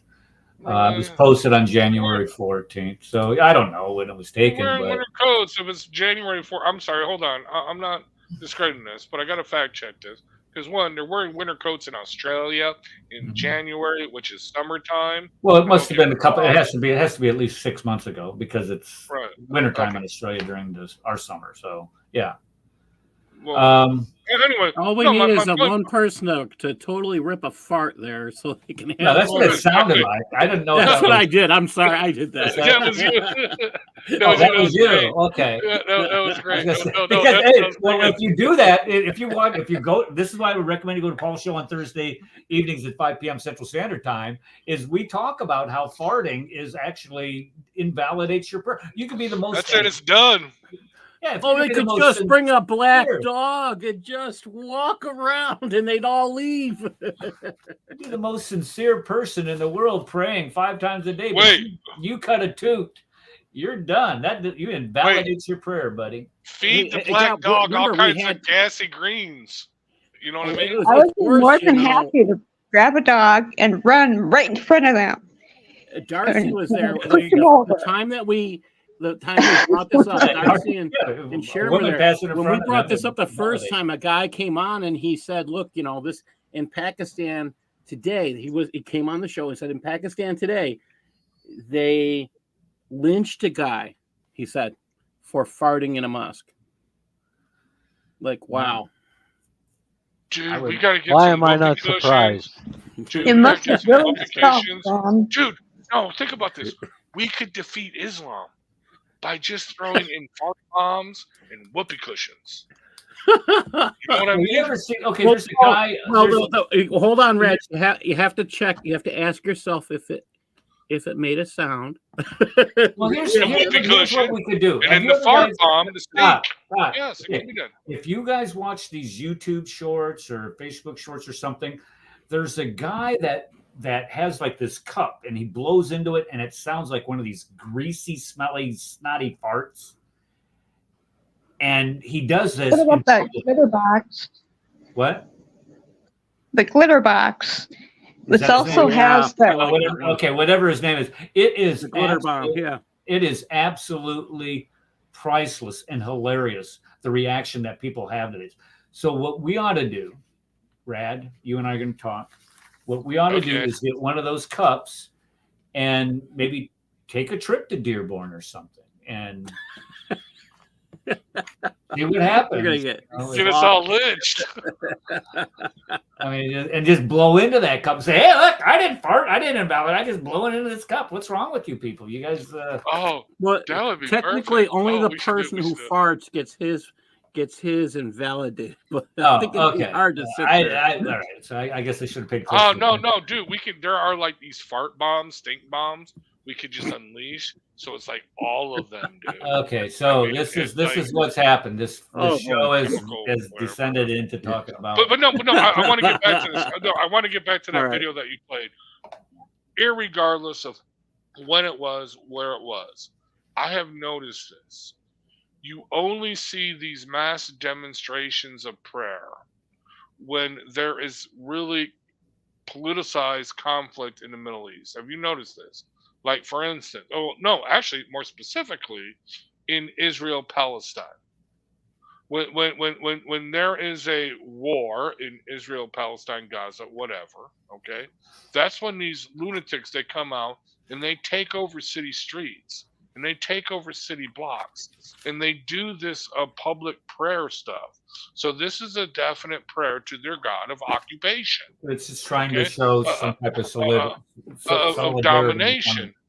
Well, solidarity Well, with it's one one- another, which is the dominating type Yes. Islamic supremacist attitude that they have. Yeah. Exactly. Now, what I would like to do is we can rent, okay, we can buy some hog trucks and just unleash the hogs into the crowd, and that would be fun. But I have a wicked mind sometimes. You know what I mean? Like a total hog carrying semi. I know what you're talking about. Yeah. I'm from Iowa. We'd all go to jail. My We'd all. a hog farmer. I mean, he had 2 huge There farrowing you go. houses of hogs. So I See? know all about See, the there process you of go. bringing pigs to market and It could be done. but I would have, I do know a very and all right, let's just scuttle that for right now. Table Yeah, it. we're And- going to prison for a Right, long yeah, time. we'll Go be in- ahead. yeah. Yeah. Okay, let's look at this. This guy right here. This guy, let's see, who is this guy? This guy is denying the atrocities of October 7th. He's being interviewed. That's one of the most naive comments I've ever heard. We've seen videos, countless videos of them gang raping women and then blowing their head off while they chop off one of their breasts. We've seen these videos. No, you They've haven't captured. seen it. Well, are you fucking You haven't crazy? seen it. Of course, we've seen these You haven't videos. seen it. We've seen. You have read We've about seen it. dead bodies littered You have read all about over kibbutzes. You have read about it. Okay.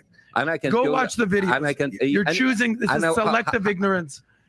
Okay, so here you have something that we could, that would be the akin to the equivalent of Holocaust deniers. This is what this guy is doing, is denying that these events from October 7th ever happened. And this is what what gives cover to those Hamasholes, those cowards, those savages, those sissies hiding in those tunnels, terrified of the retribution that is coming their way. The guys that hide behind their children, that hide behind their women and hope that they get killed so they can beg for mercy from the UN so they don't have justice brought to them. These same cowards, and there are people like this man who give them cover, who deny everything. Oh, we didn't see it. Israel has enough decency not to make all of those videos public. Nobody wants to see the raping of their daughter, gang raping of their daughter, broadcast all over the world. And then the mutilation of her body. Nobody wants to see that. And this guy's denying it. I got another one Okay. here. Well, wait, hold on. Let me just interject. Dude, I totally agree with you. I don't want to see that crap. I mean, I'm getting really sick and tired of seeing the jihadi porn of all the dead Palestinian babies, okay, on Twitter, okay? Really, I was sick of it from the get-go. It was funny. When it first started, it was kind of funny because you could tell they weren't real babies, and you know what I mean? And they were dolls and stuff.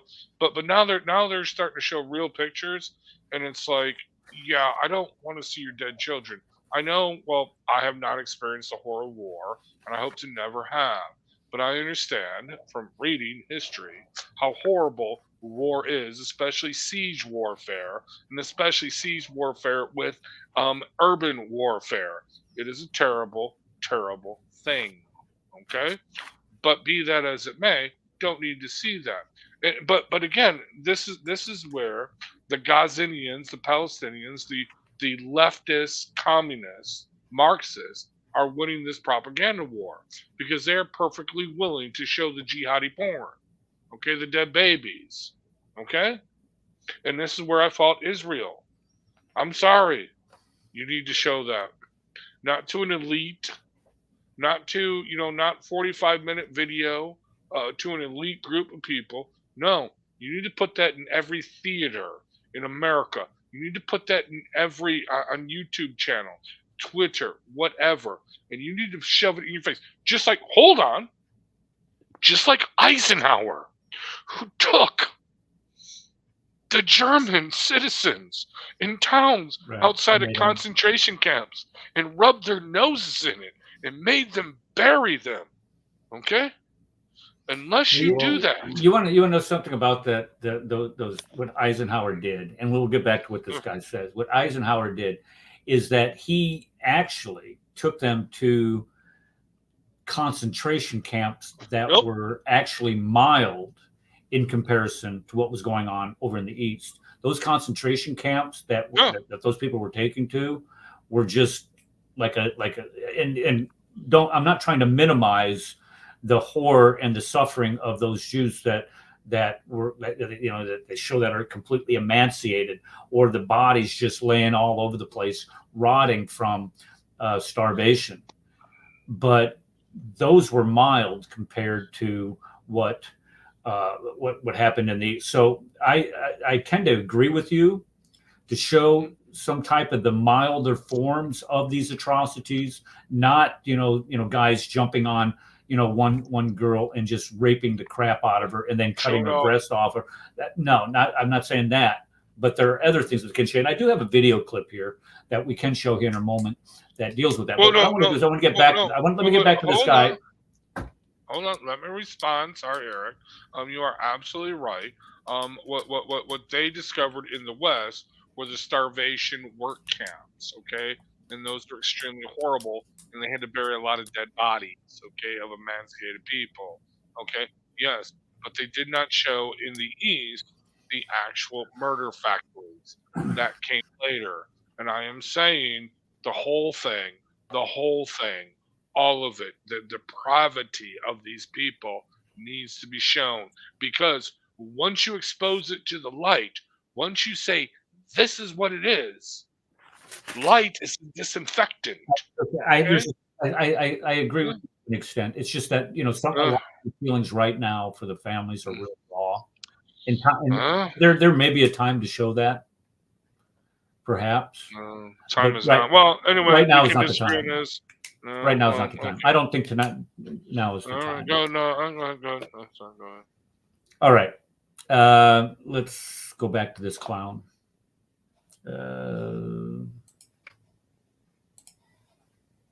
You specifically. Let's not talk about Israel if that will make you a little bit nervous. We can talk about Israel for the next 2 hours. Other countries in the Arab world, so we can prove that Arabs could be bombed at any time because we're fucking poor. No, that's not what I'm saying. That's exactly what you're saying. No, so they're just like poor people killing each other, and we're just like there watching them. No, I'm sorry that, dude. I like you, but seriously, your undertone is fucking racist from the beginning until the end. You are looking at those people as lesser people who have made bad choices, and because they are poor, they are okay to be fucking bombed by Israel. Okay, this is the third time you've used the racist word. I've never said that once about you. Your undertone is very offensive. Stop. Rewind it. Notice he says actually I like this guy. He's a very funny comedian, by the way. I've actually looked him up because he was on Piers Morgan's, and he actually gives a very funny response at first to Piers Morgan. But no, he is actually a pretty funny comedian. But on this, he's completely totally wrong. But notice what he says. You're telling me because people make bad choices, they should be bombed and killed? Yeah, if those bad choices are that you vote for a people that you know what they are doing, And these people care more about killing, okay, Jews than they do about taking care of you, then yes, you earned your killing. Just like the Germans. Only 30% voted for Nazi Germany. But by the time 1939 came around, Nazi Germany had almost a 90% positive response. They all loved him. Because they didn't have a right to vote. They didn't vote. Well, no, it's not that he didn't. No. They loved him because he took back the Sudetenland. He did the Auschwitz. Okay, unifying Austria. Let's just leave World War II analogies completely out of it and focus on what this guy said. But no, the point being is this, okay? Look at what they voted for. No, you look at Gaza. You look at Gaza City. The whole thing is a Mediterranean paradise. It's a twin city of Tel Aviv. It actually has an international port, or it did. It's now destroyed, decrepit, but it did. No, this could be an international spot of commerce. They could have, Trump could come in there with casinos. I'm just saying, hotels. Okay, this could be the tourist destination of Europe and the world. Okay, for the Mediterranean. It really is beautiful. Their beaches are pristine. They actually had hotels. No, seriously, what they did to this place, because they cared more about killing Jews than they did about taking care of their own people. They actually said it. We actually have video clips of one of the leaders of Hamas saying, "We tricked the Israelis in the world. We made them think that we were more interested in governing than we were interested in killing them. That's how we succeeded in October 7th. No, really.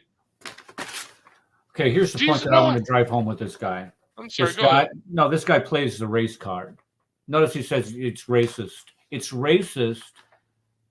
It's racist to criticize people who, like Red said, elect a terrorist group to govern them. And then it's racist to object when this terrorist group that was elected to govern these people that they freely elected in a democratic election. It's racist to criticize when another country goes back and exacts justice from them. And what I mean by exacting justice is bringing those Hamas holes to justice. It's not killing the women and the children and everybody that is being killed as collateral damage in all this. He's trying to play the race card. And when you play the race card, every single time you turn around, the race card no longer has any meaning. It isn't racist to do these types of things. But yet, when somebody is backed into a corner and tries to defend the indefensible, like they're doing right here, this is their only play. Oh, it's racist to say that. No, it's not. You're just an ass trying to defend. But if you want to talk about where the true racism is, it's the anti-Semitic pigs that the Hamas holes are. It's the anti-Semitic pigs who are influenced by the chief of the anti-Semitic pigs, Muhammad. It's their religious ideology that drives them to this. So to try to say that this is somehow the Israelis' fault and they're acting like it's racist to critique that, what kind of moron? Anyway, this type of moron does that. Let's move on. I have a question. Do you like? So for me personally, I'm like, I don't think it's Israel, but I do think that there's problems with the Likud party and Benjamin Netanyahu, and I think this situation could be a lot better. I'm a person who's very pro-peace. I understand that this situation occurred. I feel the same way that I do about the Iraq War. I think we want to not life matters. I guess you could say I'm pro-life. I think it's super important that we protect and honor and support life. And I think the way to defeat Hamas is you have to defeat it with education. You can't beat Hamas with military might. It will not beat Hamas. And in fact, that's what Hamas wants. They're teachers. Who are we going to educate, Isa? Well, the thing is, we have to work with Palestinian people and say, hey, man, these Jewish neighbors. This is your folks. You live right here with these people. You don't need this. The ideology here is not correct. This ideology of hate is bad and it's wrong. You know what I mean? Even in America, we had this illness. Isa, hold on. Huh? You mean like UNRWA? You mean like UNRWA? UNRWA runs all the education, okay, in Gaza and basically, well, indefinitely Gaza.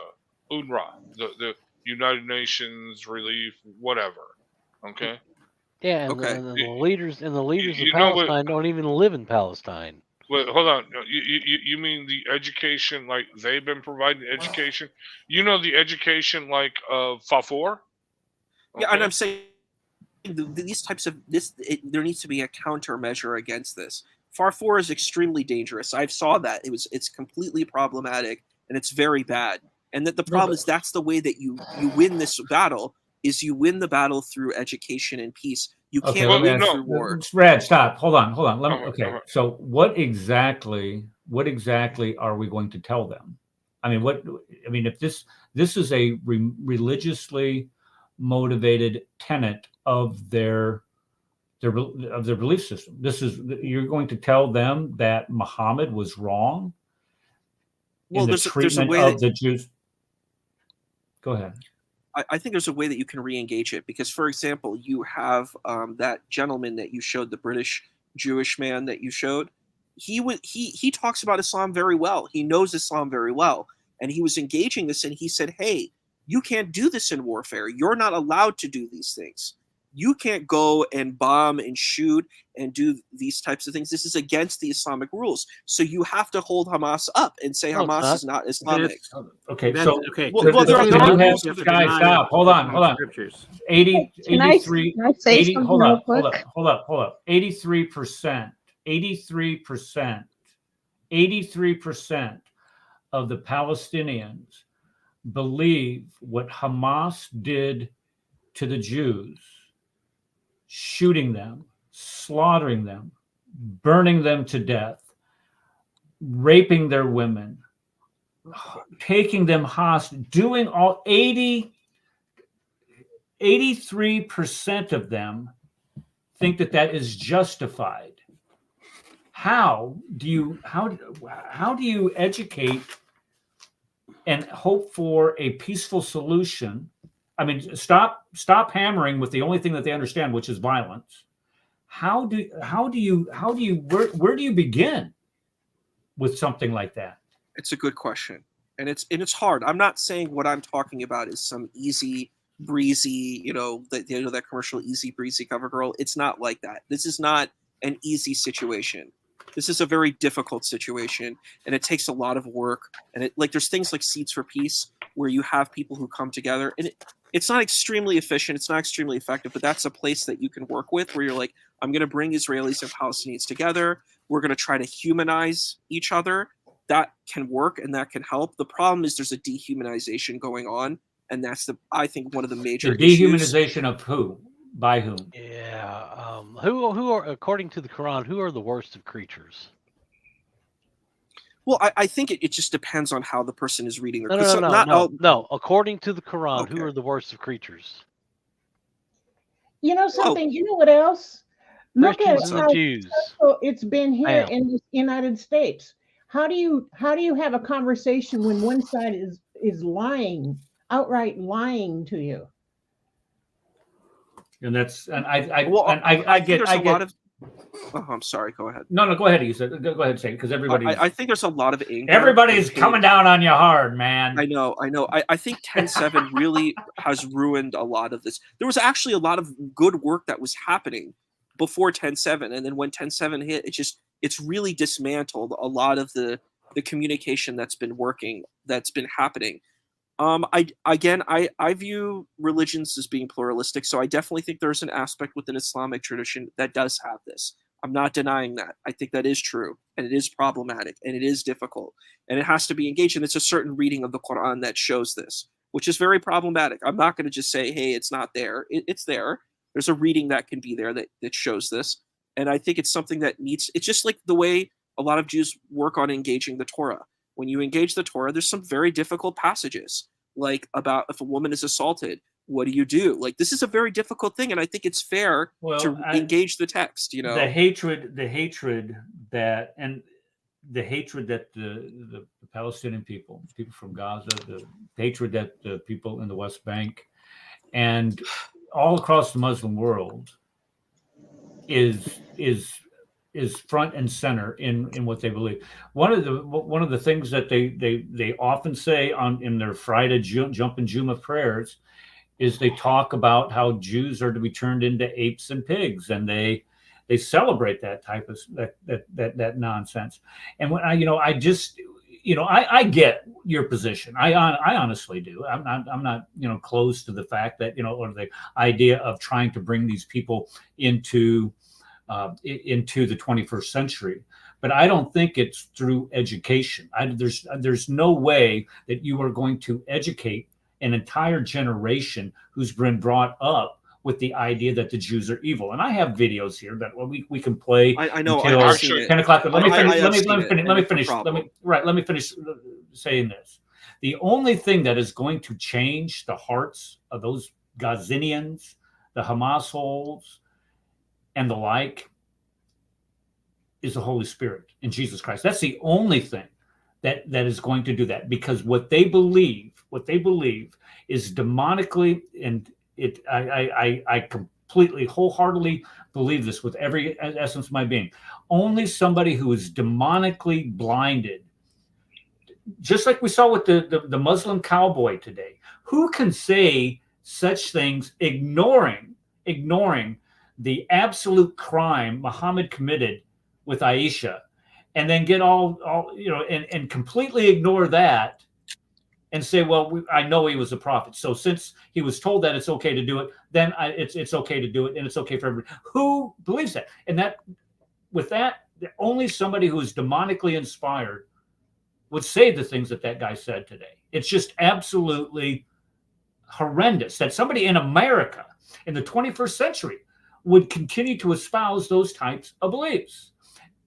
And then we see today with all of these people who are protesting on all over the country, all over the world, support and allegiance to the Hamas holes after what they did. So there's no negotiating with these people. There's no negotiating. There's no re-educating. They have to be complete. They have to be removed from the land. That's my solution. Remove them from Gaza and remove them from the West Bank. There's a lot of pain.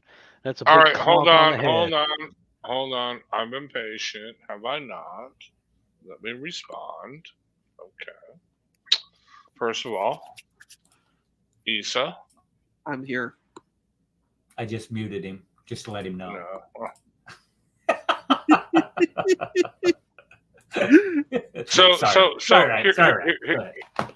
Here's the thing.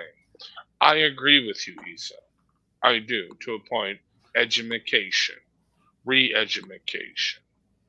The problem is this is generational. Okay, remember the Fafour video that you say? No, hold on. You discovered Fafour. There's more to Fafour. There's all kinds of goings on there. But Fafour was killed in 2007. Do the math. If you were 4 years old watching Fafour, you are now Hamas fighting age. Okay? In 2024. Think about that. In other words, this is generational of hate, of education, and reinforced with actual real stupidity. Because Hamas, they would fire these stupid rockets into Israel, which for the most part, they get shot down in there. And yeah, I mean, if they landed in your home, they would probably kill you. Okay, or if they landed in the street, you happen to be caught in the street, you would be killed or wounded. But for the most part, these were just nuisance stuff. And what is this Nazi stuff here? Anyway, this is exactly all Hitler stuff right there. This is its roots. These are the Houthis. These are Houthis. Right. We're not talking about the Houthis now. Houthis need to be destroyed. But unfortunately, we have a senile, decrepit old man who took them off the terrorist list. But now they put it back on. But I digress. Anyway, the point being to what's to be done with Gaza. Now then, I do not deny, that Israel, including the Likud party. Remember, I shared that documentary with you where it shows how no, and again, they feed off each other, they provoke each other. Okay, Netanyahu in his first term, okay, as prime minister, the youngest prime minister of Israel, okay, provoked. Okay, during the time when they were actually going to have supposedly a peace deal, he provoked it. You know, they provoke each other. This is what I'm saying. They provoke each other. They play a game. It's a game of chess. I'm gonna provoke you. You provoke me. Whatever. We're gonna get people killed. This doesn't matter. But we're looking for a bargaining chip to get the higher level of stuff. Okay. But the bottom line is this: when you were talking about education in Gaza, that was given over to UNRWA, which has now just admitted that several of its teachers, its instructors, its administrators, okay, took part in October 7th. They were deliberately involved in October 7th. We talked about this last week on the show. We talked about this last week on the show. How they supposedly fired them. Supposedly. No, UNRWA. They're just going to move them someplace else, and somebody else. Yeah, UNRWA. No, UNRWA needs to be disbanded. But anyway, my point being this to Isa, this is generational. This is multi-generational. Remember, when they stopped Fufar in 2007, let's say that it ended there. Right. We got to. Let's go. We got to get. Okay. Well, no. Again, point being is this. This is all generational.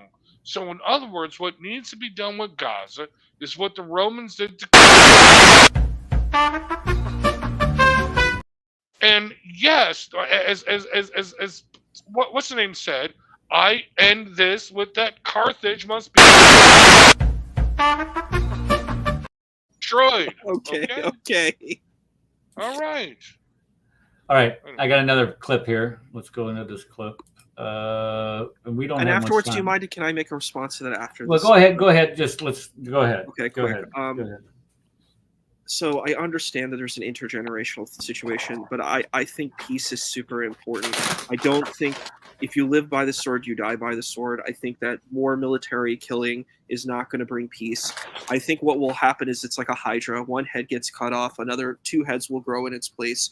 Well, we have to make an initiative, and it's going to be hard work, where the folks come down at the table and negotiate a treaty of peace that has to be followed. You know what I mean? And have a third party say who's going to enforce that? For God's sake, I heard that there was somebody.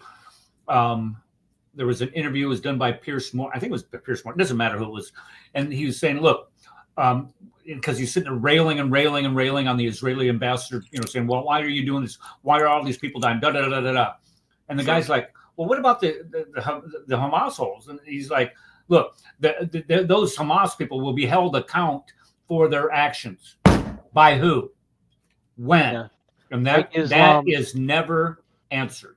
Make Islam illegal, period. End of story. Well, get rid of burn all the Qurans. That's heavy duty, man.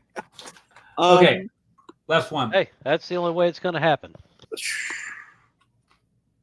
Okay, last one for the day. This is good. Zionism is anti-Semitic.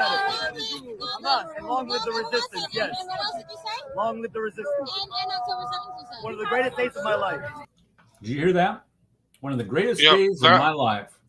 That dude was a teacher, right? Or something? Wasn't he? No, he got canceled. Yeah, he was. It says it's an anti-protester in New York.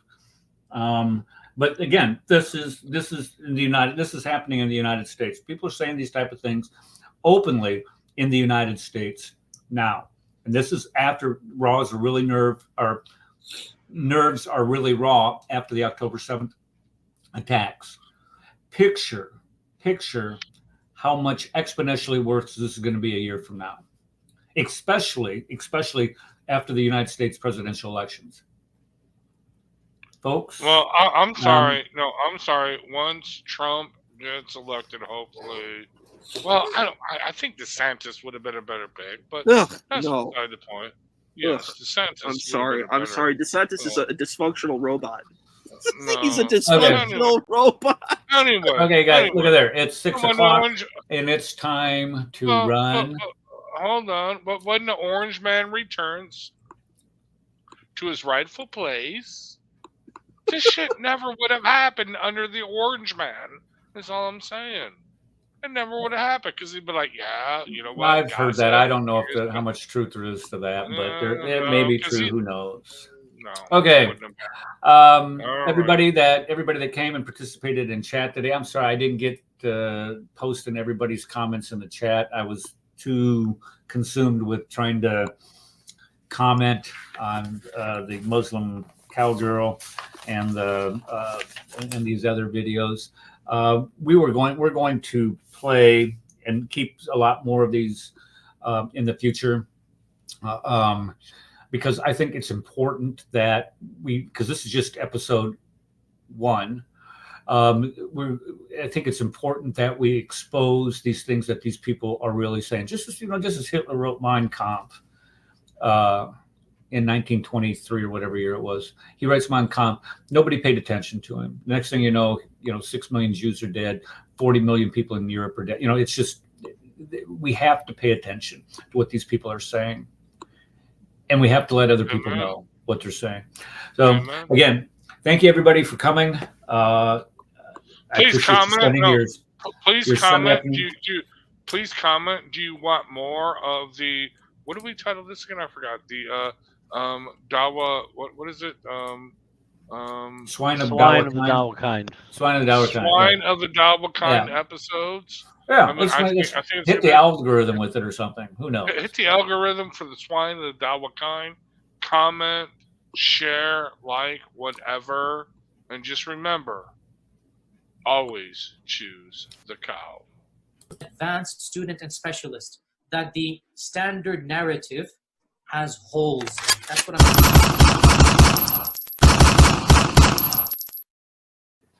that the Muslims were rioting against one another. And as much as we don't want to face the fact, the Muslims were lying sometimes. They were fabricating, they were embellishing, and that might be hard to accept, but that is a reality.